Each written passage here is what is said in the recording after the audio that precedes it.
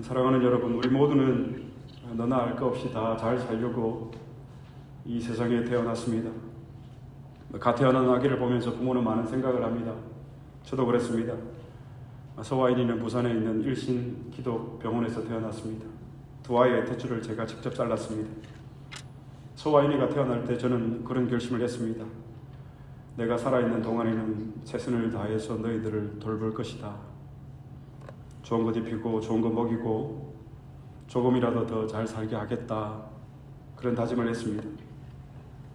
그러나 여러분, 하나님은 아기 예수 탄생을 지켜보시면서 어떤 마음이었을까요? 하나님은 아기 예수를 보시면서 죽음을 먼저 생각하셨습니다.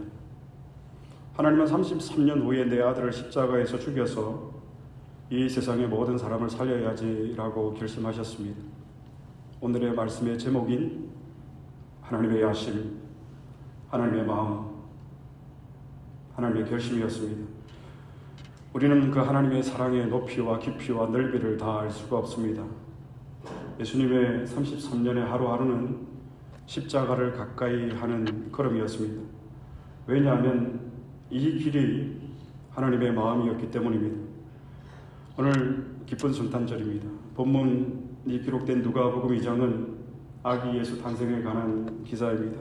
오늘 이 누가복음 2장을 통해서 성탄의 참 의미와 역사의 주인이 하나님이라는 사실을 우리가 다시 한번 살펴보고자 합니다. 성경을 한번 찾아보겠습니다. 누가복음 2장 1절로 3절의 말씀입니다. 다 같이 봉독하시겠습니다. 그때에 가이사 아구스도가 영을 내려 천하로 다 호적하라 하였으니 이 호적은 구레뇨가 수리아 총독이 되었을 때에 처음 한 것이라. 모든 사람이 호적하러 각각 고향으로 돌아가며 1절에 보면 아구스토가 나옵니다. 아람으로 로마 제국의 초대 황제입니다. 라틴어로 아우구스투스라고 합니다. 이 아우구스투스 로마 황제는 로마 전역에 인구를 조사하라고 명령을 내렸습니다. 아우구스 총독의 책에 보면 아우구스투스가 이렇게 말을 하고 있습니다. 나는 42년의 재임기간 동안 총 3번의 인구조사를 하였다라고 전하고 있습니다. 여러분, 아우구스투스가 42년 동안 로마를 다스렸는데 42년의 재임기간 동안 3번의 보고조사를 했다면 몇 년 주기마다 했을까요? 계산이 빠르신 분들은 이미 답이 나왔을 텐데 당시 로마는 매 14년마다 모든 남자들을 자기 고향으로 다시 돌아가게 해서 호적을 등록을 다시 해야 했습니다. 왜냐하면 막강한 군사력과 경제력이 당시 로마에 있어서 반드시 필요했기 때문에 남자들을 군사로 징집하기 위해서 또 세금을 거두기 위해서 매 14년마다 정확한 보고조사를 했습니다. 그래서 지금 성경이 오늘 누가복음 2장 1절로 3절의 말씀이 그것을 이야기를 하고 있는 것입니다. 그런데 그때 갈릴리 나사렛에 살던 요셉이라는 사람도 호적을 하러 가기 위해서 자기 고향 베들레헴으로 가야 했습니다. 지도상으로 보면 나사렛에서 베들레헴까지 약 80마일, 120km가 떨어진 그렇게 당시의 교통수단을 생각을 하면 결코 가까운 거리가 아니었습니다. 마치 한국의 옛날에 추석 명절과도 같지 않았을까. 호적 등록을 위해서 많은 사람들이 베들레헴으로 몰렸습니다. 그리고 아기 예수님은 베들레헴에서 태어나게 됩니다. 구약의 연대로 아기 예수는 베들레헴에서 태어났고 이것은 하나님의 각본대로 짜여진 하나님의 섭리였습니다. 우리가 옛날 한국의 사극 드라마를 보면 실제로는 계급이 낮은데 드라마에서 주인공인 경우가 있습니다. 또 반대로 계급은 제일 높은데 임금이나 상전이 엑스트라인 경우가 있습니다. 이런 드라마를 제가 한번 생각을 해보니까 불멸의 이수신, 당시 인종이 임금이었잖아요. 근데 그 드라마에서는 인종이 주인공이 아니라 한 지방의 전라도의 자수사였던 이 순신 장군이 주인공으로 나옵니다. 사랑하는 여러분, 오늘 이 누가복음 2장에서는 누가 주인공일까요? 로마 황제 아우구스투스가 주인공일까요? 그리고 아기 예수는 엑스트라일까요? 아닙니다. 여기서 오늘 주인공은 바로 아기 예수입니다. 그렇듯 우리 중에 누가 주인공인지는 여러분 알 수가 없습니다. 훗날 하나님 앞에 가봐야 알 수가 있습니다. 하나님 나라에서도 우리가 주인공이 되어야 하지만 이 땅 가운데서도 하나님 나라의 주인공으로 살아가시는 저와 여러분이 될 수 있기를 그리스도 이름으로 축복합니다.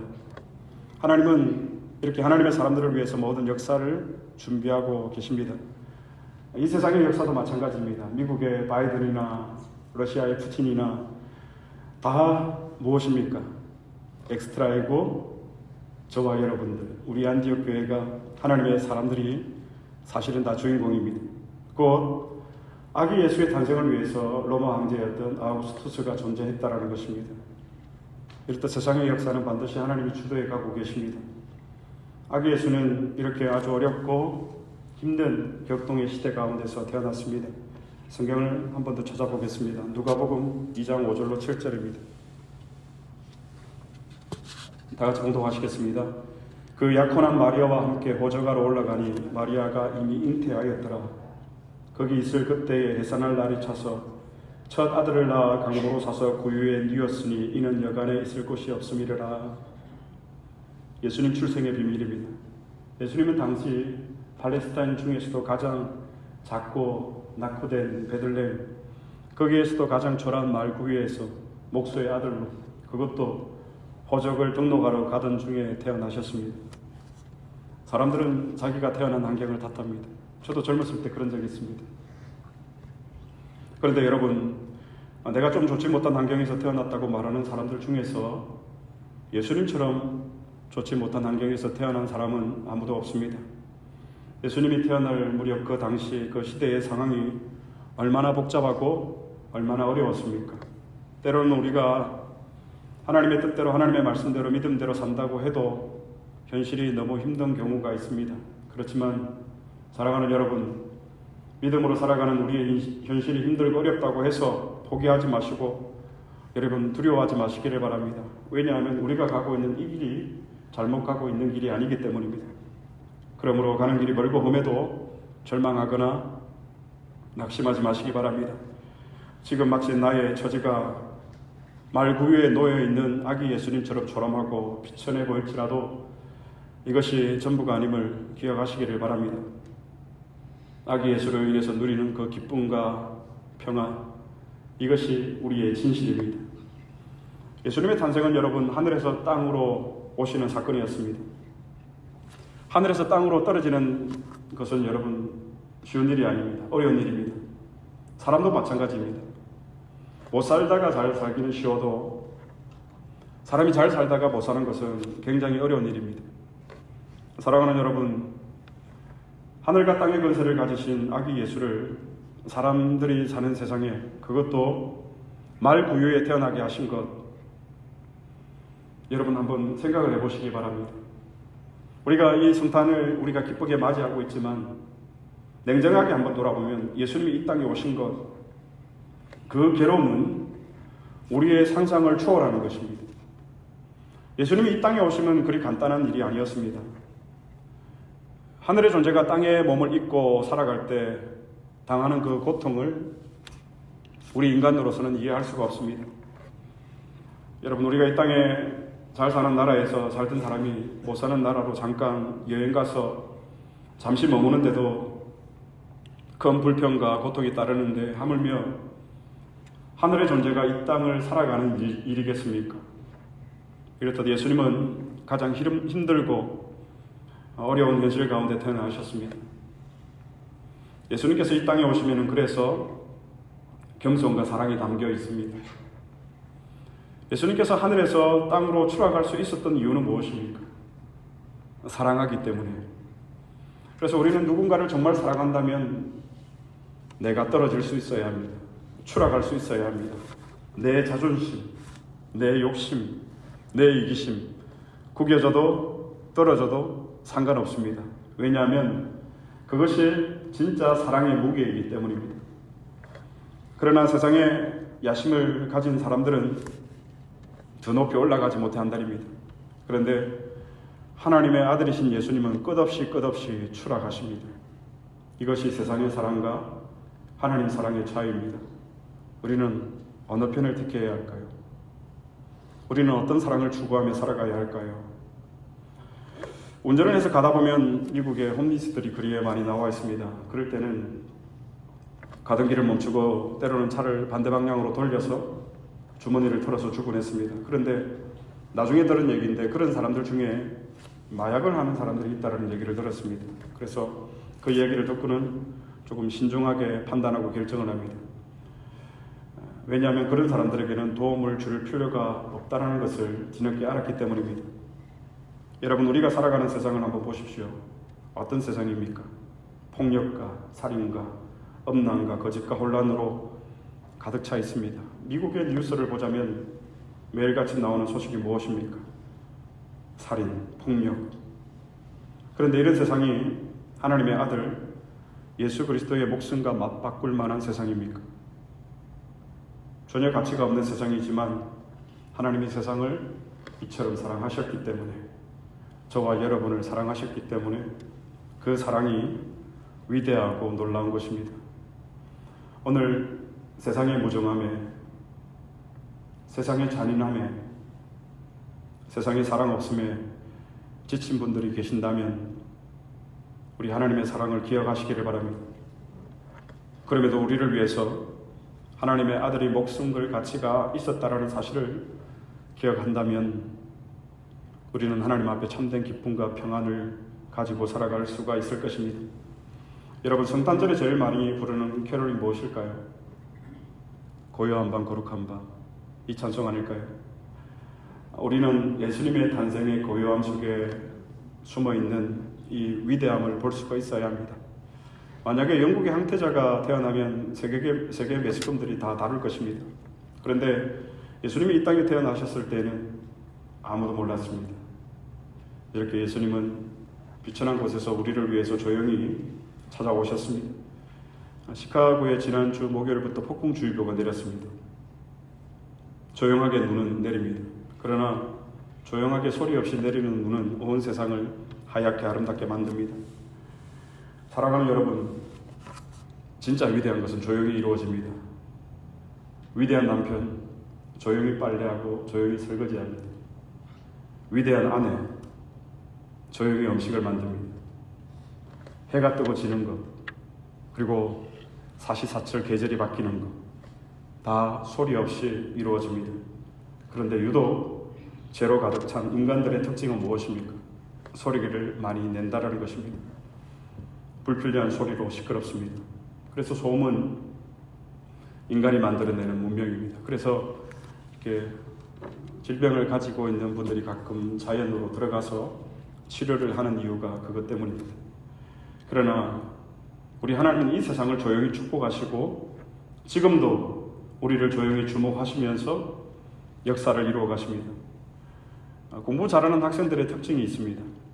조용히 공부합니다. 믿음이 성숙한 사람들의 특징이 있습니다. 조용히 교회 봉사를 합니다. 아기 예수의 이런 조용한 탄생을 우리는 지금 지켜보고 있습니다. 조용하지만 그 능력은 무엇에도 견줄 수가 없습니다. 성경을 한번 더 찾아보겠습니다. 누가복음 2장 8절로 9절입니다. 누가복음 2장 8절로 9절. 다 같이 봉독하시겠습니다. 그 지역의 목자들이 밤에 밖에서 자기 양떼를 지키더니 주의 사자가 곁에 서고 주의 영광이 그들을 두루 비침에 크게 무서워하는지라.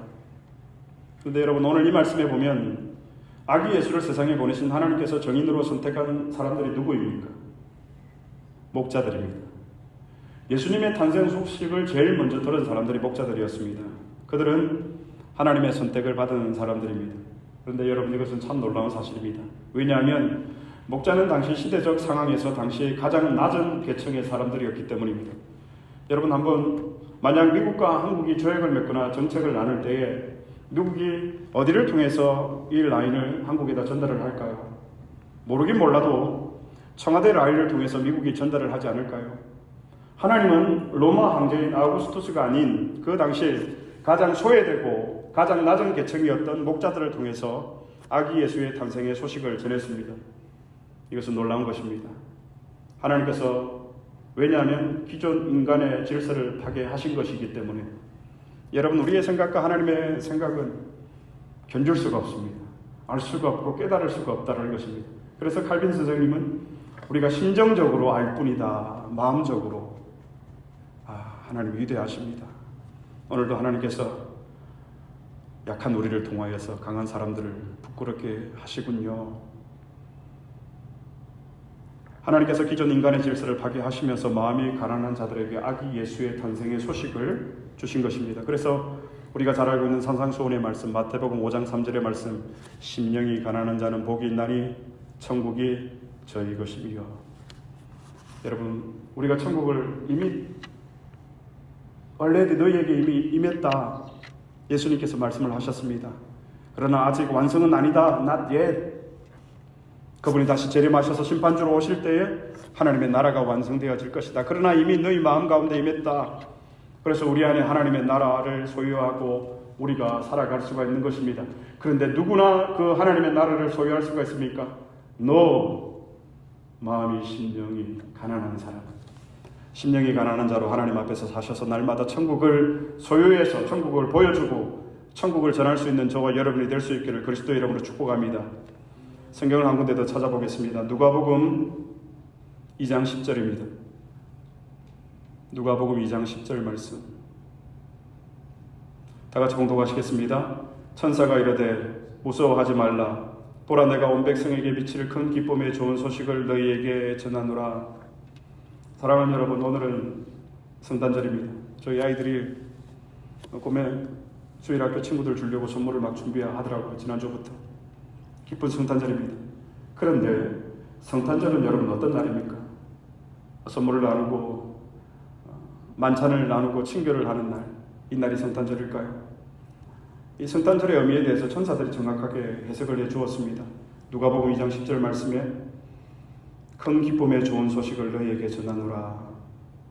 큰 기쁨의 좋은 소식을 너희에게 전하노라. 처음에 목자들은 아기 예수의 탄생이 왜 좋은 소식인지 몰랐습니다. 그래서 천사들이 그들에게 설명해 주었습니다. 사랑하는 여러분, 우리에게는 무엇을 보느냐가 중요한 것이 아니라 어떤 눈으로 보느냐가 더 중요합니다. 다운타운에 유명한 시카고 미술관이 있습니다. 미국 처음 와서 가족들이 여기를 한번 가볼까 하다가 차라리 햄버거 사 먹자라고 그래서 그냥 지나친 적이 있습니다.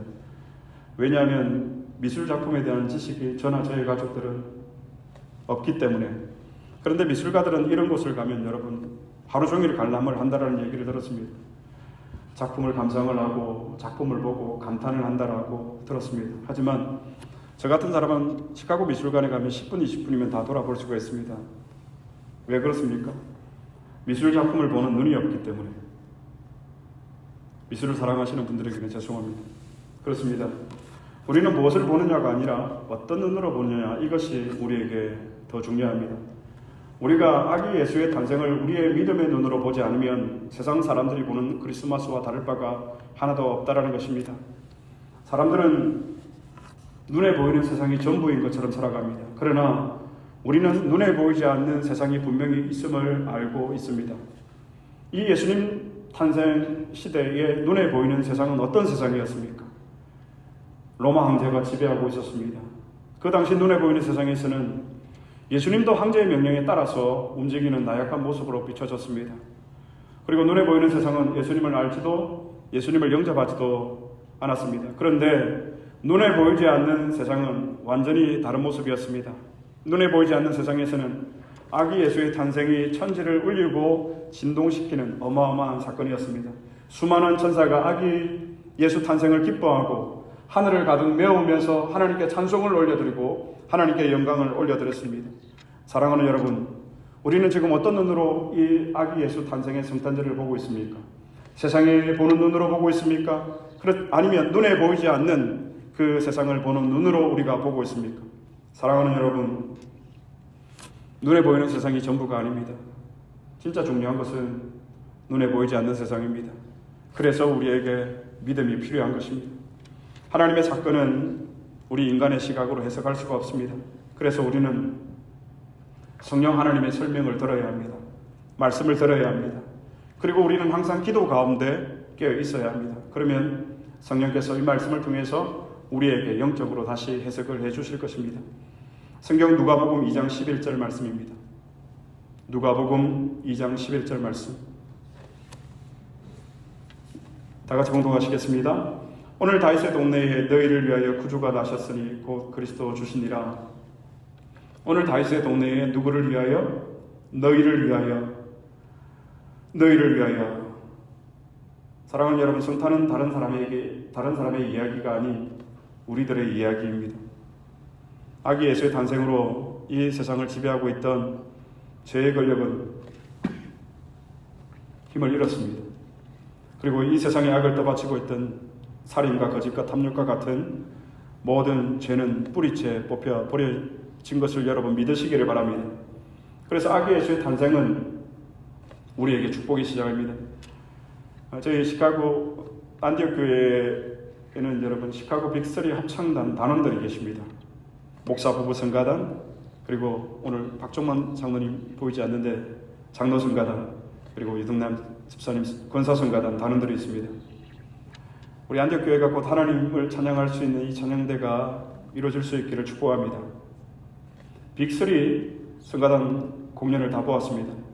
이 성가단이 공이 무대에 오르기 전에 보면 공연장은 깜깜합니다. 하지만 성가단이 입장을 하면 어떻게 됩니까? 조명이 켜지고 무대는 빛으로 환해집니다. 예수님이 이 세상에 등장하시고 죄의 어둠은 다 떠나갔습니다. 그래서 우리에게 예수가 필요한 것입니다. 우리가 미시민권을 가진 자로서, 영주권을 가진 자로서 우리가 미국 속에서 살아가는 것이 아니라 예수 그리스도에게 속해서 빛의 자녀로 우리는 살아가야 합니다. 우리가 밟는 그곳, 우리가 있는 그곳에 어둠은 물려가고 예수 그리스도의 복음의 빛이 비춰져야 합니다. 그런 삶들을 저와 여러분이 살아갈 수 있기를 축복합니다. 결론을 맺겠습니다. 사랑하는 여러분, 자신의 하나뿐인 아들을 십자가에서 죽게 하심으로써 우리들에게 큰 기쁨의 좋은 소식을 전해주신 것, 이것이 하나님의 야심, 하나님의 계획, 하나님의 사랑입니다. 모든 종교는 인간들에게 제물을 바치라고 합니다. 그러나 유일하신 하나님만이 자신이 직접 제물이 되심으로써 저와 여러분 우리를 살려주셨습니다. 누가복음 2장 오늘 본문의 말씀입니다. 14절 말씀. 누가복음 2장 14절 말씀 다 같이 봉독하시겠습니다. 지극히 높은 곳에서는 하나님께 영광이요 땅에서는 하나님이 기뻐하신 사람들 중에 평화로다 하니라. 하나님께 영광이라는 이 표현은 하나님께서 가장 기뻐하시는 일을 하셨을 때에 사용되어지는 표현입니다. 우리가 하나님께 영광을 올려드립니다 라고 찬송을 하거나 기도를 할 때, 하나님의 기쁨이 되어졌을 때 하나님께 영광을 올려드립니다 이런 표현을 합니다. 하나님이 가장 기뻐하시는 일이 무엇일까요, 여러분? 예수 그리스도의 십자가를 통해서 저와 여러분 모든 인류를 죄에서 구원하시는 것, 이것이 하나님의 가장 기뻐하시는 일이었습니다. 그 일을 예수님께서 다 이루셨기 때문에 아기 탄생은 하나님께 영광이고 땅에서는 하나님의 기뻐하심을 입은 사람들 중에 평화인 것입니다. 여러분, 사실 우리가 많이 가진 것도 없고 높은 지위도 없지만 우리 가운데 왜 기쁨이 있고 왜 평화가 넘쳐납니까?